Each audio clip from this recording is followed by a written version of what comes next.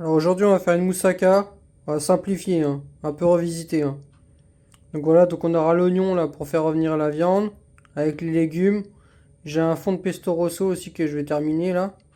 Donc je vais utiliser ça pour gratiner les mentales. Et au milieu on mettra la mozzarella. Voilà, et le beurre c'est pour mettre au fond du plat gratin. Voilà. Donc voilà, j'ai coupé mes courgettes en petits dés là, en quart. Enfin, vous voyez la taille des morceaux. Je vais faire la même chose pour les aubergines. Après pour les tomates, on coupera l'oignon aussi. Voilà, j'ai découpé toutes les aubergines là en petits morceaux. Heureusement que c'est moussaka simplifié parce que putain, ça prend du temps déjà à couper les aubergines là. Voilà, pareil pour les tomates. Maintenant je vais faire la même chose pour l'oignon. Voilà, je vais encore cuire mes légumes 5 minutes là. Pour une première poêlée. Après je mettrai la deuxième poêlée là. Voilà, ma poêlée ça donne ça. Je vais arrêter avant que ça devienne de la ratatouille. Là, c'est pas encore de la bouillie, donc ça va.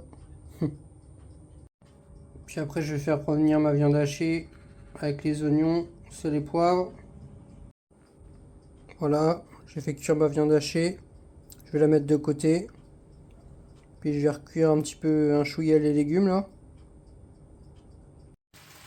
Voilà, j'ai beurré mon plat. Je vais rajouter le pesto.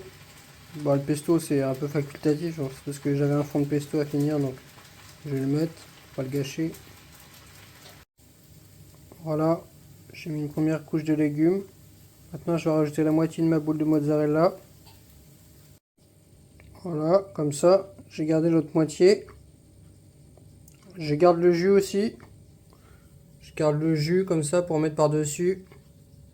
Si on a besoin d'humidifier un petit peu le gratin de fois de temps en temps. J'ai rajouté ma couche de viande. Maintenant, je vais rajouter ma couche de légumes, ma seconde couche de légumes là. Voilà, comme ça. Je vais rajouter le reste de ma mozzarella. Le reste aussi de mon fromage râpé. Puis je pense qu'on sera bon. Voilà, je vais rajouter un peu de thym, un peu d'ail, un peu de poivre. J'ai pas d'origan, mais ça fera l'affaire. Voilà, je vais enfourner 30 minutes.